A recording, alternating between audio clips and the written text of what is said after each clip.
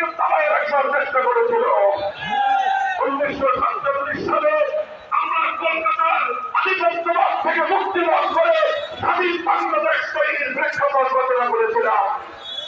এরপর 1971 সালে চূড়ান্ত লড়াই করেছিলাম আমরা পশ্চিম পাকিস্তানের খান শাখানদের বিরুদ্ধে।